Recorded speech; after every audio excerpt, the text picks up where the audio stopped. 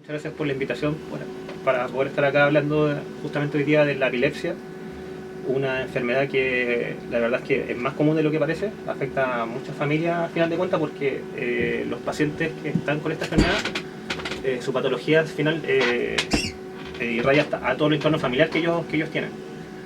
Entonces al final de cuentas la cantidad de población afectada por toda esta enfermedad es bastante alta. No, que en Calbuco aproximadamente en el CEFAM teníamos en control más de 50 pacientes de epilepsia, sin contar los que están en el SECOF, que son como 15 aproximadamente. Y bueno, y no sabemos cuánto hay alrededor de las islas. Entonces lo que controlamos, como yo les decía, en Calbuco serán como aproximadamente en el CEFAM entre esos SECOF, más de 60 pacientes. Entonces, y eso va aumentando la cobertura a medida que van pasando los años. Y como decía, es una enfermedad que no solo afecta al usuario, sino al entorno familiar. Y como decía, estamos celebrando, conmemorando el Día Internacional de la Epilepsia, el 13 de febrero. Pero hay una semana, ¿cierto?, que es el día en septiembre. La última semana de septiembre ya vendría siendo la Semana de la Epilepsia. Sí, que se celebra en septiembre. Bueno, este es un momento para destacar que este trastorno es un trastorno neurológico que puede afectar, como dicen, no solo a Calbuco, sino a todas las personas, razas, orígenes, étnico-edades, y afecta a más de 65 millones de personas en todo el mundo. Para que sepan, más de 65 millones de personas. Esta es una enfermedad neuronal, con un trastorno que afecta en el sistema nervioso central, especialmente, que altera el funcionamiento normal del cerebro, ¿cierto, Javier? Claro, la epilepsia ya consiste en básicamente la manifestación de un trastorno paroxístico que podría manifestarse tanto en convulsiones como a veces, imaginemos que las convulsiones son estados donde hay un cortocircuito a nivel del cerebro.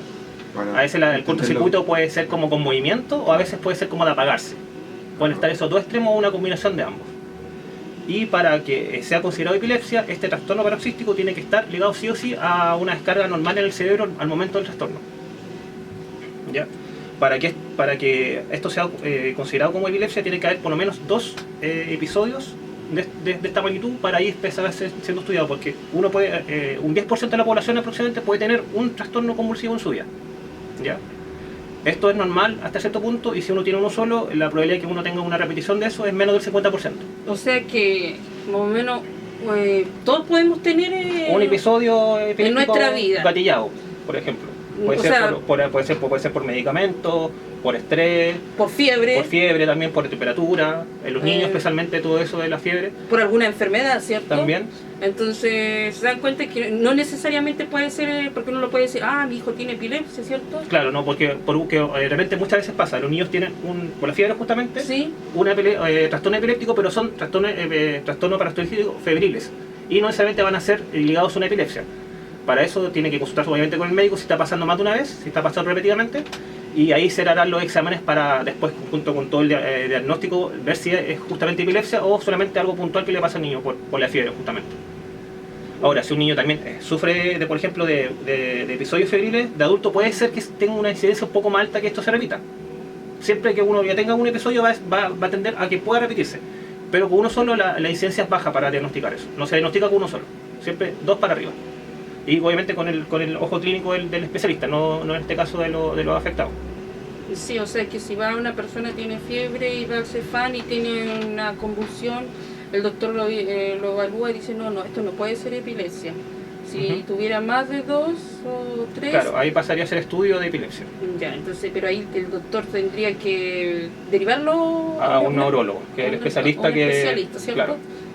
Ya, y ese especialista, no sé, ¿se encuentra acá o lo deriva a Puerto Montt? Realmente eso ya se ve en el hospital de Puerto Montt para derivar el neurólogo. Acá, en la atención primaria, en el CEFAM, por ejemplo, los pacientes, una vez que el neurólogo da la determinación, da la terapia, los médicos aquí pueden seguir la terapia y ver la observación. Pero la primera parte la ve el neurólogo y después se deriva nuevamente a atención primaria para mantener en continuo el tratamiento.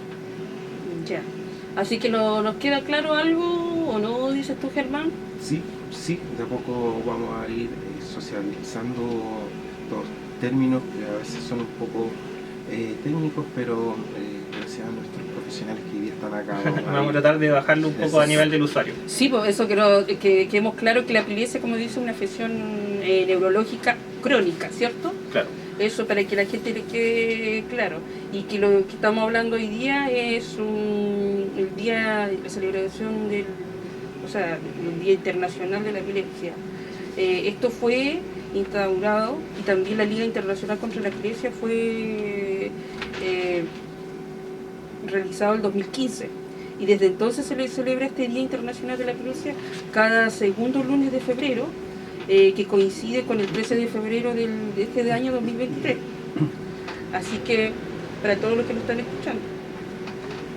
Vamos a hablar un poco de los pacientes con epilepsia. La epilepsia tiende a manifestarse primero en las primeras etapas natales, hasta como los 5 o 10 años.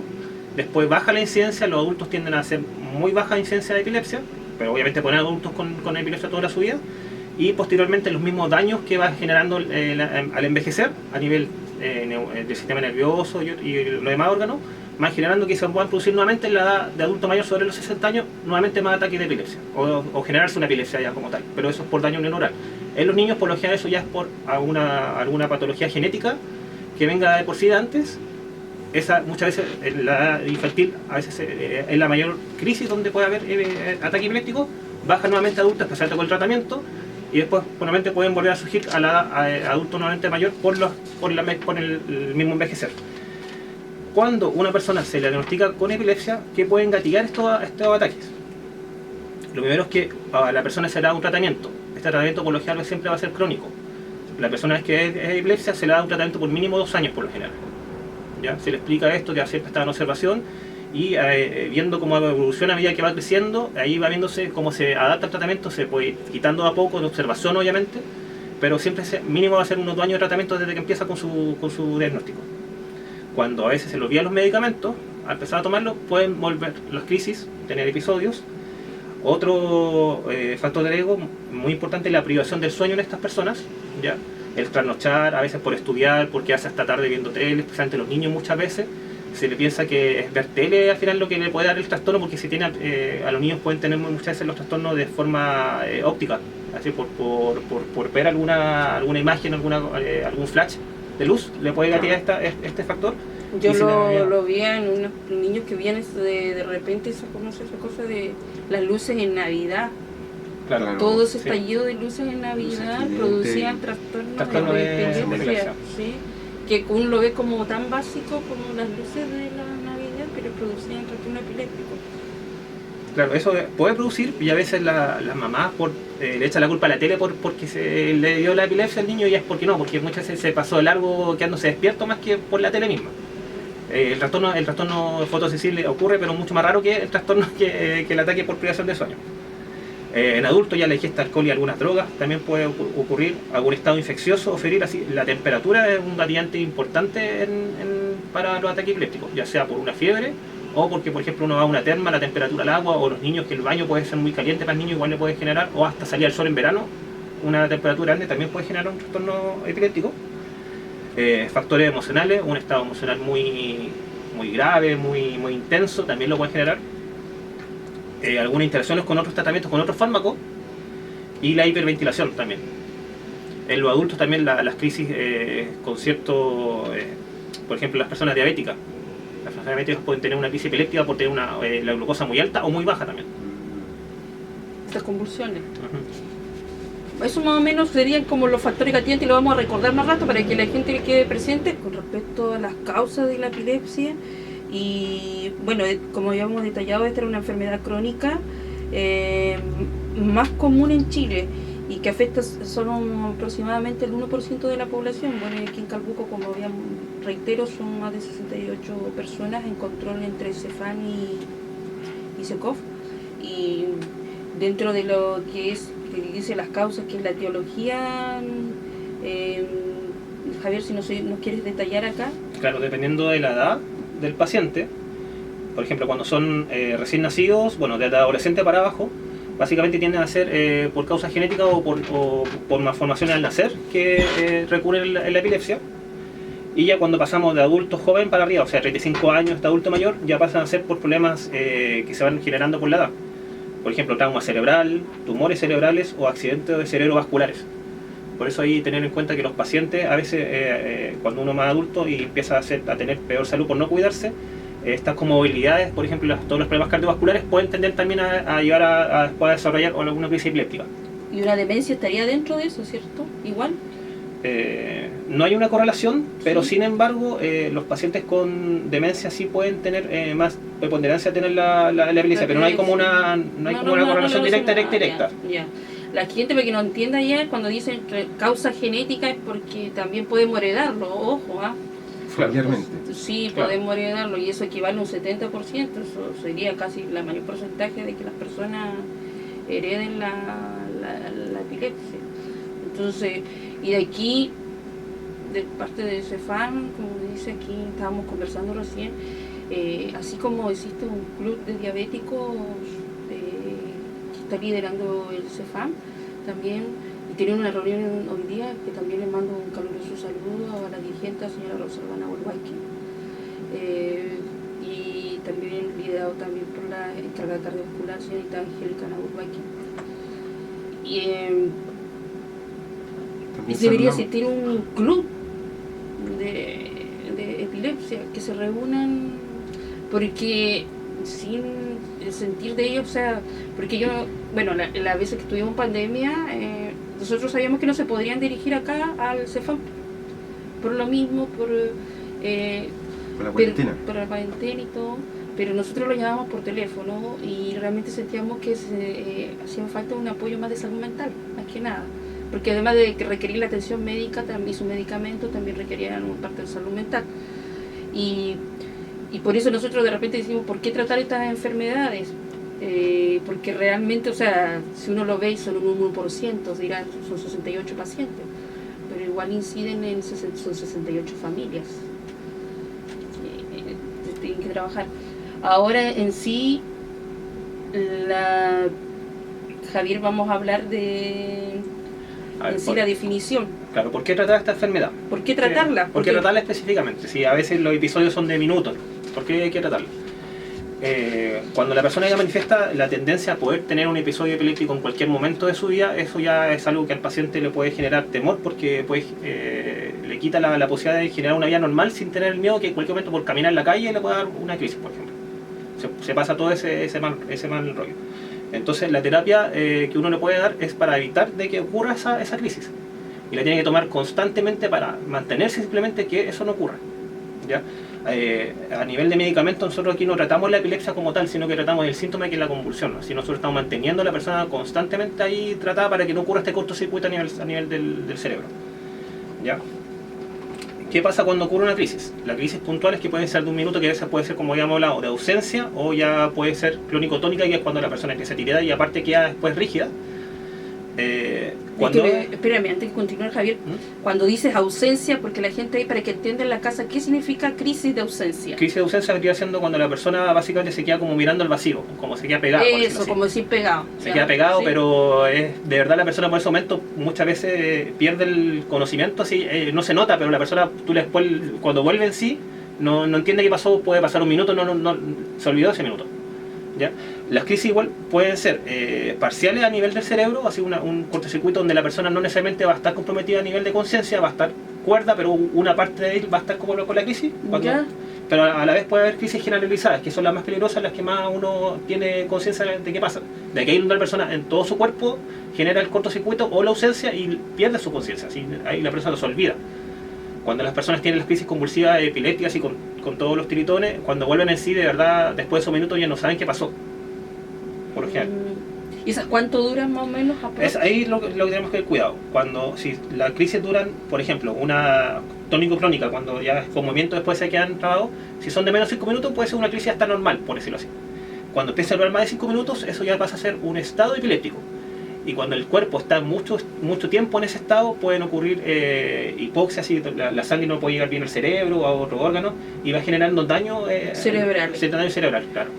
Entonces ese es el ojo que hay que tener cuando las personas están teniendo una crisis, sus cuidadores, su ambiente lo está observando. En primer lugar, ojalá alguien que tome el tiempo. Otra cosa, aunque puede sonar un poco morboso, pero grabar la situación, grabarla para que después cuando uno le puede mostrar al profesional, al médico, uno tenga la grabación. Tomar el tiempo es muy importante, porque cuando uno está viendo esta crisis, la persona cuando después le pregunta al familiar cuánto tiempo pasó, quizás el familiar va a decir fueron 20 minutos, pero en verdad fueron 3 o 5 minutos, pero en la emoción del momento la persona ve el tiempo como algo que nunca para, Como nunca paró, algo fue claro, eterno. algo que fue eterno, pero en verdad fueron 2 o 3 minutos. O sea, por eso ojalá que alguien tome el tiempo para dar ese dato fehaciente al momento al momento del médico de contarle cómo fue el ataque. Y como dijimos, grabarlo. Si también, como dijimos, si es tónico-clónica, 5 minutos para arriba ya pasa a ser peligroso. Cuando es focal, o sea, una crisis que no toma todo el cuerpo, sobre los 10 minutos pasa a ser peligrosa, si no no vuelve en sí.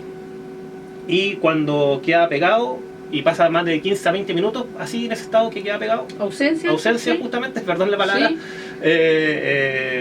Ahí hay que tomar precauciones, ¿ya? En algunos pacientes, inclusive cuando ya tienen esta tendencia a tener este tipo de crisis, se les recomienda a los cuidadores que apenas esté pasando la crisis, tener el medicamento a la mano para controlar la crisis. Y aquí vamos a hablar un poco de la terapia específicamente. Para la epilepsia hay 2 tipos como de forma de tratarla. Está tratar la crisis puntual, la crisis del momento, que eso se ve con benzodiazepinas, puede ser midazolam, clonazepam o cosas parecidas, que bajen en el momento de la crisis. O lo otro ya es el tratamiento crónico, que vas a hacer con medicamentos como el levetiracetam, la carbamazepina, el ácido valproico, la lamotrigina, que son fármacos de mantenimiento. Como sistemático. Claro. Entonces cuando las personas tienden a tener crisis, a los cuidadores muchas veces les da el medicamento SOS, que en ese caso es una benzodiazepina. Lo más común es el midazolam, si no recuerdo, si no me estoy confundiendo, que ese tiene, la idea es que se le da, le baja la crisis, y afortunadamente tiene una vida media muy corta, entonces el cuerpo rápidamente lo procesa y la persona va a estar con el efecto midazolam después de que le pase la crisis. Que puede ser a diferencia de un clonazepam, un diazepam, que le va a generar el efecto más rato después del medicamento. Y he escuchado, Javier Soledad, personas que dicen, por ejemplo, durante las crisis epilépticas, hay que darle agua.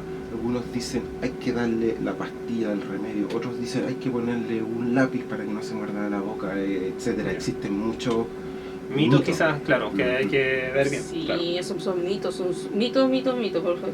primero, siempre yo digo, mantener la calma. Ojo.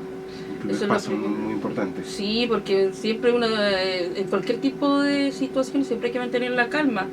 Y lo otro, evitar lesiones, alejar todo lo que esté de la persona, por ejemplo, la silla, cosas que estén alrededor de la persona que puedan golpearse, muebles, objetos o cortopunzantes, cosas que vienen alrededor para de la evitar persona. cualquier lesión. Claro. Eso mismo. Si tuviéramos en el momento de la crisis algo para que apoye la cabeza, puede ser una chomba, una mochila, algo suavecito que pueda apoyar la cabeza, Sí, se le pone ahí como una almohadita. No uno mismo, no una persona que está sujetando, ¿no? Porque la idea es que si no hay nada que poner, siempre te deja la cabeza en el suelo.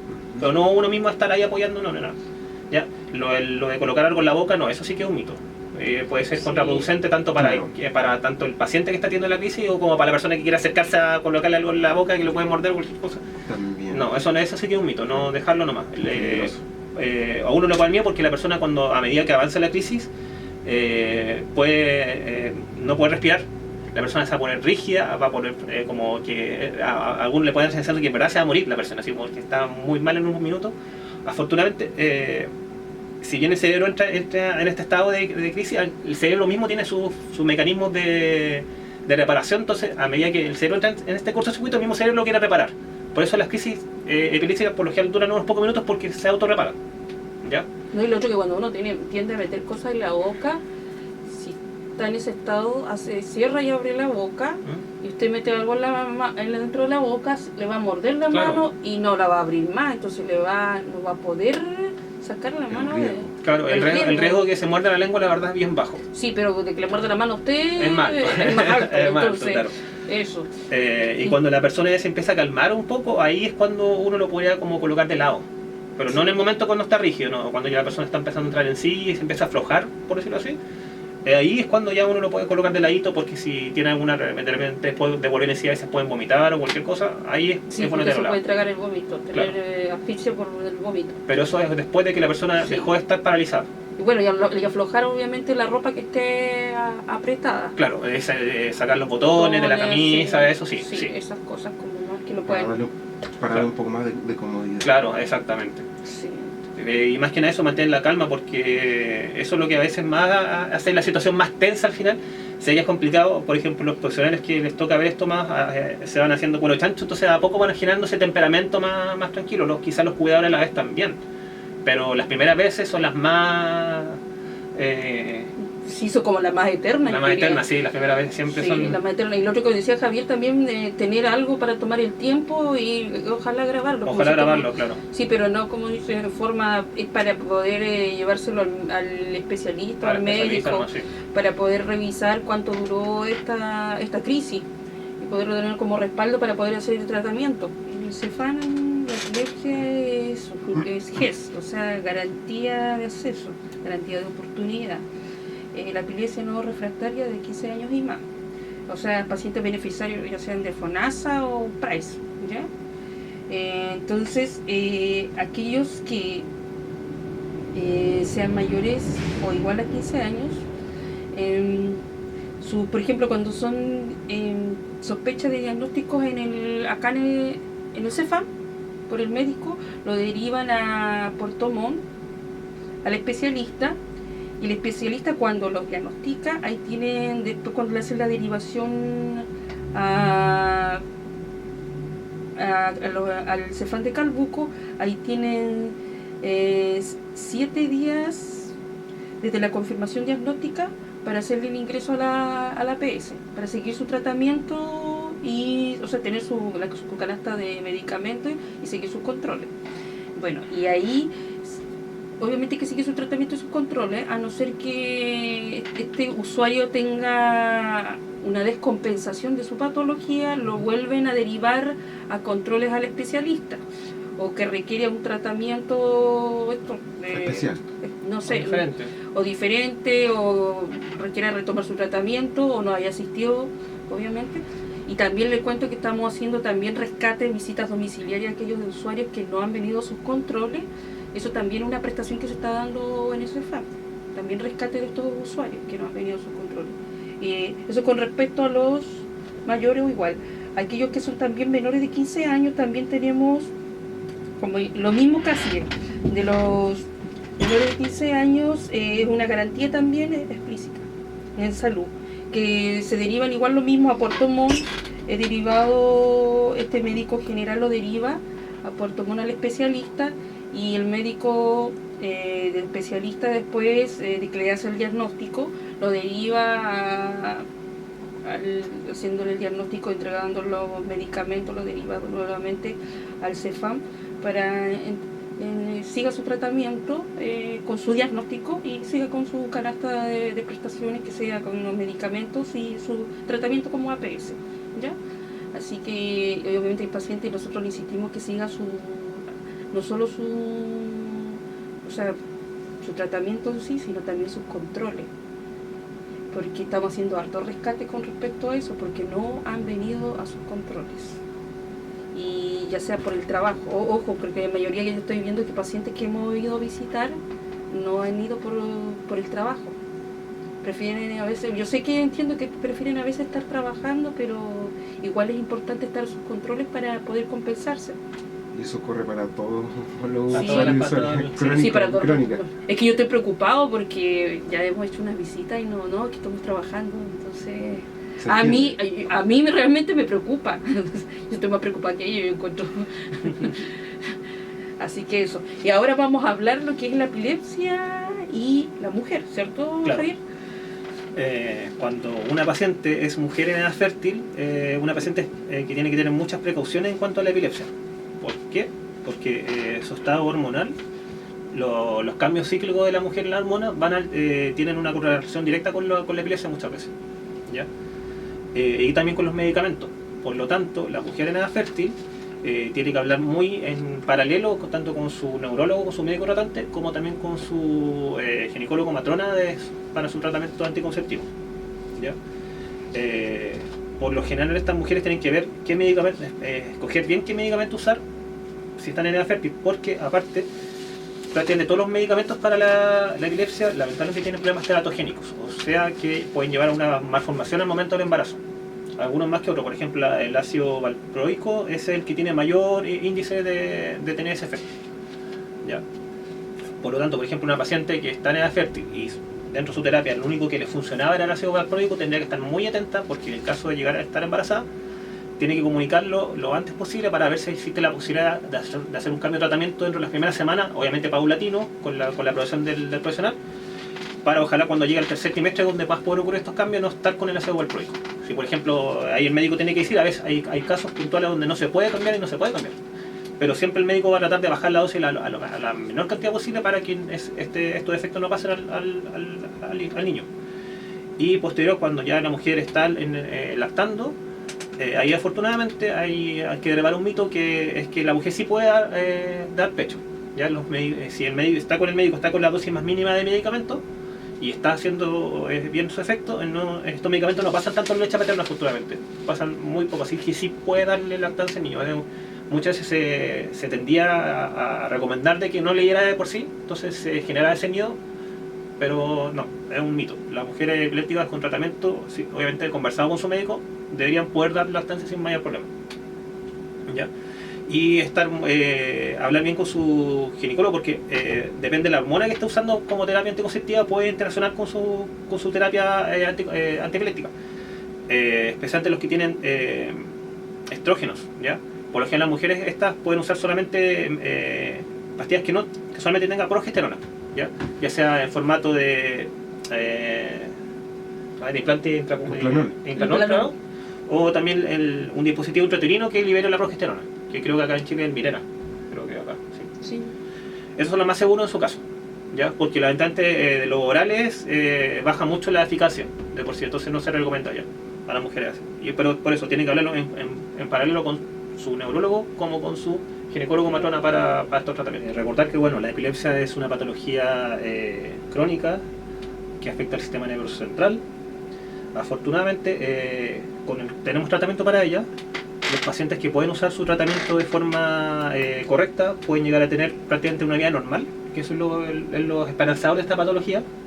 Sí, que la gente no piense que la epilepsia, si su hijo nació con epilepsia, es el fin del mundo, no es eso. No, sí, por suerte, como ya vimos, se manifiesta más en la etapa infantil, pero muchas veces con el tratamiento adecuado después no vuelve a aparecer, ¿ya? Que las personas tengan conciencia de tomar bien su tratamiento, informarle a los profesionales en caso que no lo hicieran, por ejemplo, que sean sinceros, que le cuenten, por ejemplo, por dejaron de tomarlo por algún motivo puntual. O usen terapia complementaria también. Claro, igual hay informar todo eso. Y tener en cuenta los factores, nuevamente vamos a repetir los factores que pueden gatillar las crisis de epilepsia en los pacientes, que era el olvido del medicamento, que es lo más principal, privación del sueño, los adultos ingesta de alcohol o drogas que pueden gatillarlo, algún estado infeccioso o febril o también temperatura muy alta, emociones muy fuertes, tratamientos con otros fármacos que pueden interaccionar con los fármacos de la terapia y bajar su dosis de absorción o aumentar la base, y estados de hiperventilación también que pueden generar estas crisis. No porque una persona puede tener epilepsia, también hay que tratarla de forma sobreprotectora. Ya, siempre hay que buscar un equilibrio, eso es lo que cuestan estas personas. No hay que sobreprotegerlas, pero a veces sí hay que cuidarlas, pero no como en el sentido de que no hagan nada. Hay que siempre buscar el equilibrio donde sean personas autovalentes, que tengan confianza en sí mismos. A los niños especialmente con epilepsia, que se les críe de una forma tal de que ellos puedan ser unos buenos adultos después, con buenas costumbres, no que todo el tiempo los papás tengan que estar encima cuidándolos, que eso igual a veces genera después adultos que no son dependientes, claro. Sí, que se transforma ya dependen de los padres, incluso económicamente, y también de las parejas. Entonces, transformar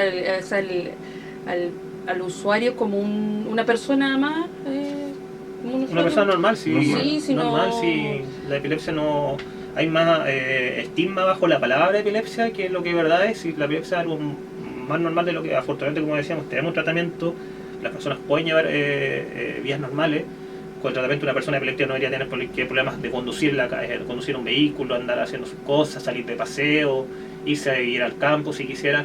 Si está con su tratamiento no debería haber problema. Lo que sí tiene que informar, por ejemplo, si quisiera, por ejemplo, en un momento dejar del tratamiento, ahí se conversa con el profesional. Si, por ejemplo, si una persona que va a manejar un vehículo no debería por qué dejar el tratamiento, porque al momento de dejarlo puede ocurrir una crisis y eso es lo que queremos evitar.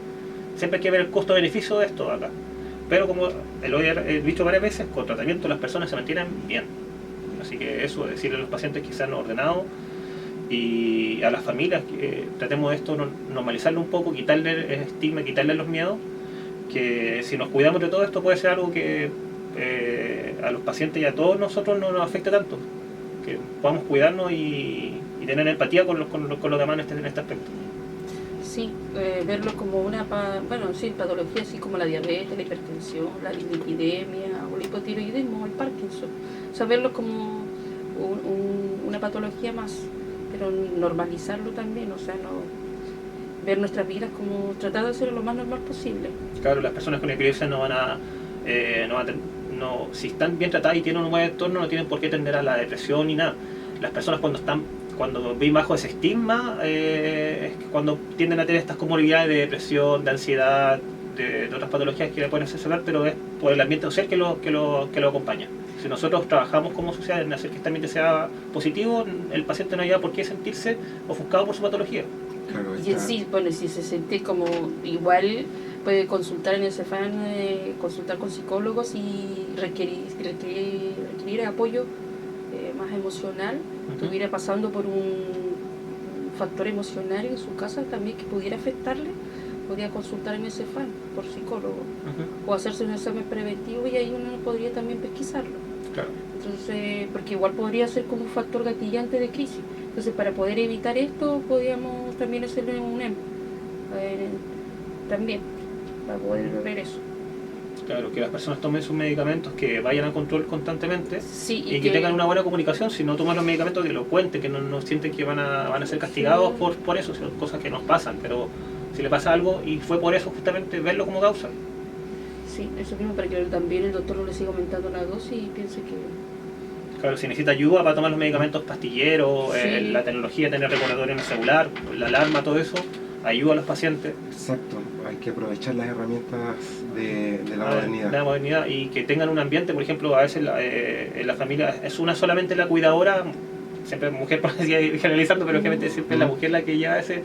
estar todo el rato pendiente del paciente, y no podría ser como que toda la familia ojalá supiera la dosis para apoyar en caso que se le olvide la dosis del paciente, estar ahí a cargo, todo lo que la responsabilidad sea entre todos, no solamente una sola persona que lleve la carga. No solamente la familia, también los vecinos, los colegas del trabajo, la comunidad educativa es muy importante. A veces las personas, los niños pasan más tiempo en la escuela. Los niños tienen que informar en la escuela de que de esto los niños no tienen por qué dejar de hacer educación física, todo lo más si están siendo tratados. Por eso no hay que sobreproteger al paciente epiléptico, sino que hay que tener un poco más de visión, estar más atento, pero no sobreprotegerlo.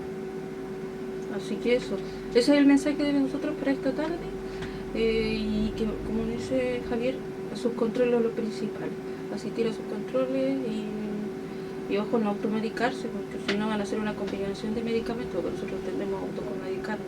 Entonces, estos medicamentos, con los medicamentos que estábamos tomando base, producen una ensalada de medicamentos, y puede ser también un factor gatillante de crisis. Así que ojo con eso. Y un saludo al CEFAM que están escuchando también, me dijeron las chicas del CEFAM que les mando un saludo a los que están escuchando. Lo otro que Y el es hospital también. importante mencionar es que la vacunación contra la influenza, esa campaña está finalizada, ¿cierto?